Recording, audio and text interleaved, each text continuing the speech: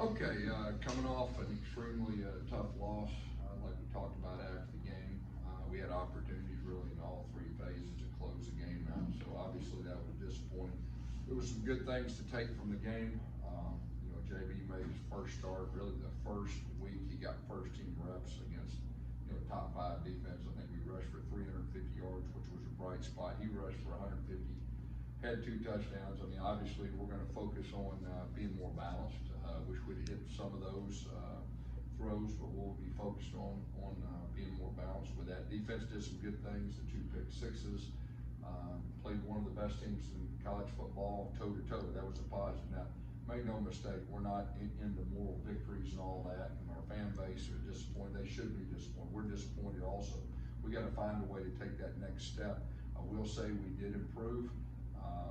This game played one of our best games, so that's what we're going to focus on. We're playing BYU, another top 10, 11 team in the country. If you look at them on film, they look the part. Their defense, they do a lot of different things. They're pretty exotic, even odd. Their 2 defensive ends are really good. Secondary is very opportunistic. Then offensively, they're one of the better offenses in our league. So another opportunity for our guys.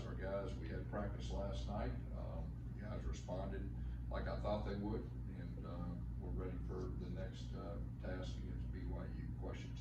Coach Ja'Cory Brown, is he your starting quarterback now moving forward? Has that been established, or is it still an open competition? He's our starting quarterback. I'm real excited about him.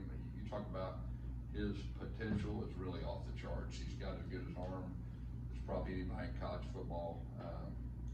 I like the way he's handled himself. I mean, he ran physical, he ran hard. The moment wasn't too big, and so a lot of really good things, to build upon with him. Yes, when you look at the passing game, I know Ja'Cory was his first start, but still, what do you guys need to do to get better in that passing game, and what do you need to do to help maybe build some confidence for Ja'Cory as he moves forward? I think you're exactly right. We need to put him in some situations, especially early in games, right there to help him. That was his first rodeo, and things are going a little fast and all that, and they had some good cover guys, and so we just got to be more balanced. And we're going to focus on that, and he can run it. Everybody knows he can run it. RJ Harvey had another outstanding game, with that, but we got to be balanced. And if we can be balanced, we got a chance to be a really good offense.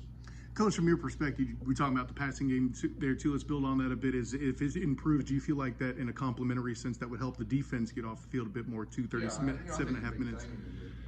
The defense, we didn't get done on 3rd downs, and they were on the field too much. Right. And so everything works together. And like I said, the reality is that was his first week in practice to go with ones.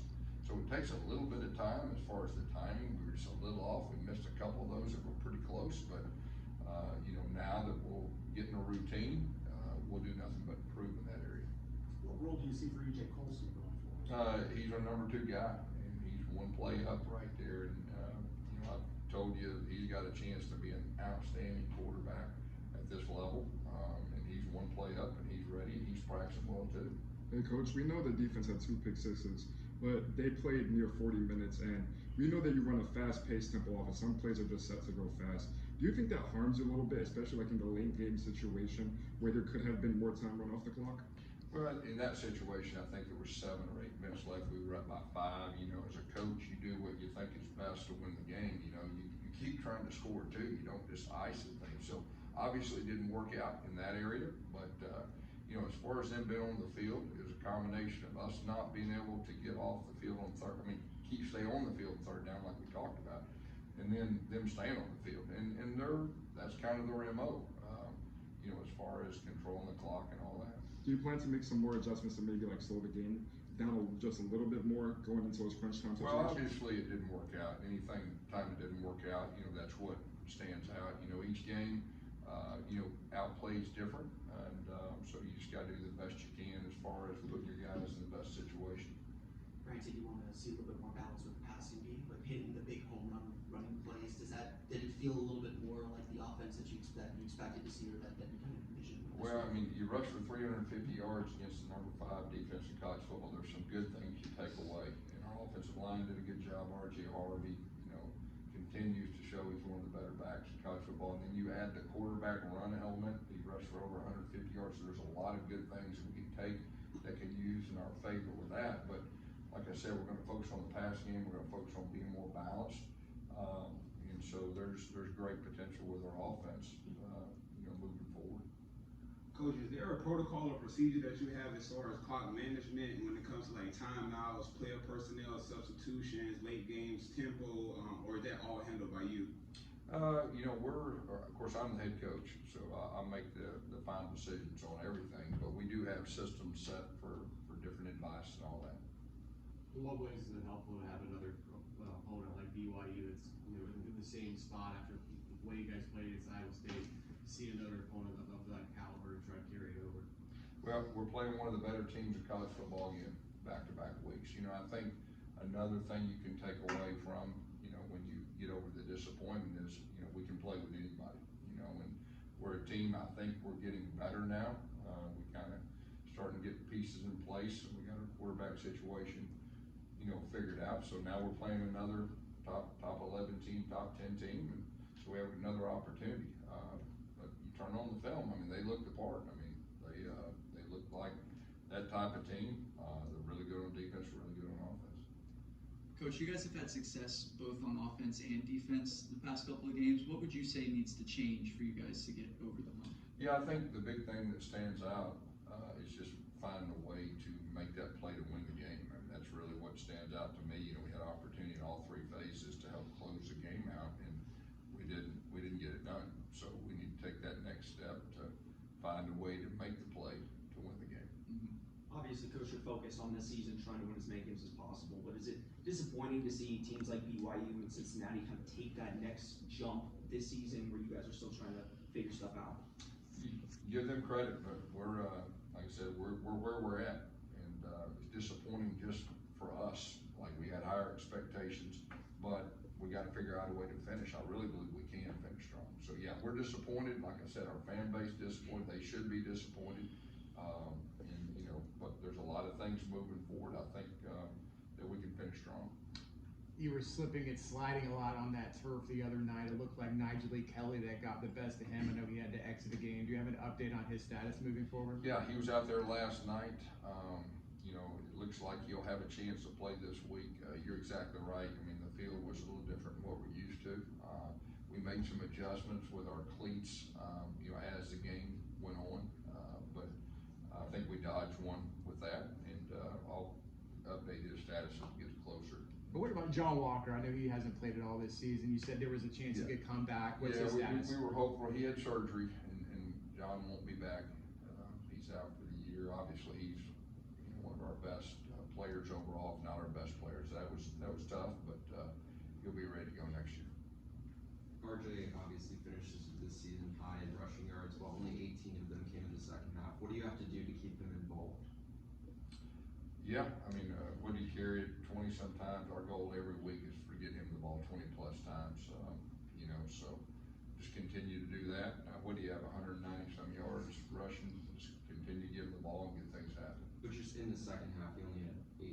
I think most of his carries came in the first. Yeah, I think they did a good job, and we didn't have the ball that much either. Coach, a lot of movement from the special teams unit. You've said in the past that the goal is to make special teams a weapon. Do you think you had elements of that last night with field position, and how much of that can you carry against BYU? Overall, like special teams, we got to do a better job. Overall, now I will say this: the blocked extra point was huge. That was a huge by our young one, and that was an impact play. But overall, they had the big punt return. That was extremely tough right there.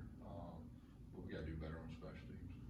Gus, I asked Tim and Ted this last night, but do you feel the external pressure with the ongoing losing streak and everything? And have you felt pressure from the administration, I guess, with the way things have gone this season? I feel my own internal pressure as far as disappointment of not getting it done to win games, especially the last one was a tough one to swallow. We got to figure out a way to win the game, but it's next game, and that's the way I look at it. I've been doing this a long time, and I've had a lot of ups and downs. And it's all about our players. It's all about our team. And from a coach's standpoint, we got to do better to help them. Coach, after Xavier Townsend left, that was your kick returner, both kick returner and punt returns. Now you have Trent Whittemore on punt returns, but he seems to often go for the fair catch more often than not. Do you feel like you're eliminating a part of your game with not having a more, I guess, versatile returner back Well, there? first of all, we got confidence in Trent, and the game plays out different ways, as far as that goes. Our last game, just for example, we tried to block it. We thought we could go after it. We thought we had a chance with their, snap time and all that. So that was part of the game plan. It wasn't on Trent, but Trent's a really good punt returner. He returned punts the last place he was at. Peterson, you saw the young one. I mean, he's electric, guys, and so we're going to continue to get him chances. He made the one run. He broke a couple tackles, and he hit the one the week before too. And so we're real excited about his future returning kickoffs. You just said you've experienced a lot of ups and downs as a head coach. What's different about this stretch of down? What's different? Yeah. We're in game 4. We've had to change quarterbacks, and anytime you change quarterbacks, there's going to be a period of time of adapting, and so that's what we're doing. And the good thing is, like I said, I think everybody can see. I mean, JB's extremely talented, and he just needs to work with our one receivers more, and he'll improve each week, and we'll improve each week in the passing game. What more do you need to see from wide receivers to help him out? The other night, we just got to make plays when you get the opportunity. Really, it's as simple as that. But I think in fairness to receivers too, it just takes a while, and we got to accelerate that thing. We threw it a lot last night. We'll continue to do that in practice. Coach, you said in the past that your championship teams have been player-laden. You got a lot of seniors with this class, bringing in a lot of seniors also through the transfer portal. What would you grade the current senior class and kind of how they're doing with this current process in this season? Yeah, I mean, our leaders have done an outstanding job. We're going through a tough time, and they brought it every day in practice, games, and they played their guts out. Saturday night, in a hostile environment. They came out and practiced yesterday, so that's a sign of great leadership, and real proud, and I'm honored to coach those guys. The quarterback broke into on a few occasions, but it seemed like you guys were able to get more pressure on him. You were able to create some turnovers. Where do you feel like the defense is at? Yeah, I mean, that quarterback, he was a phenomenal player. He got loose, and that definitely extended some drives and some third downs. And, when we're bringing 5, we got to do a better job of containing when you're bringing 5. When you're bringing 4, you got linebackers who can fit. That's a focus. That's a focus moving forward. He made some plays a couple times. We thought we had him, didn't have him. He was a strong guy, and but we got to continue to improve in that area. Guess it looked like on that touchdown by Iowa State at the end of the game that they had maybe looked like a false start and everything, but it wasn't called. Did you feel like there could have been an opportunity there? I mean, to have a penalty called, and would have been a 10-second run-up, I think, wouldn't it have been at that? Yeah. I mean, the guy was in motion. They didn't call it, but yeah, that was a motion, 10-second runoff. But it is what it is. They didn't call it, so on to the next one. Coach, with the quarterback change, how would you evaluate the team's performance so far, and what is your message to the players moving forward? Say it again. With the quarterback change, how would you evaluate the team's performance so far, and what's your message to the players moving Well, I forward? think for his first start, I mean, you're asking a guy to have his first start, taking on number 5 defense in college football and number 9 team in college football, and you had a chance to win it. So I'd say it's positive, and our guys understand that, and our guys are looking forward to the next game. BYU had an exciting last-minute finish the other night against Oklahoma State. They've had an excellent season so far. Just looking at the film and their personnel, what really stands out to you about BYU? They're a legit team. You can tell how they're undefeated. They found a way to win. They may not have played their best game last week, but they found a way to win. That's what really good teams do. Like I said, defensively, their defensive ends, I got 2 of them that I'm real impressed with. They're very aggressive. They've been with this same defense coordinator, I guess, for 3 years. Offensively, what are they? Number 4 offense in our league. And they're balanced too. They're a veteran team. You can tell they're an older veteran team. And, so it'll be a good test for us. Guess how much are you looking forward to having back-to-back games at home to be in front of a home crowd, especially during a streak like when you're trying to break it, having like the home support possibly. No, there's no doubt. We're really looking forward. We really appreciate our fans. We need to give these guys something to cheer about. We need to win a game like this, and so we're really excited to play not just this game, but the next one too. All right, thanks, Coach. Thanks, Coach.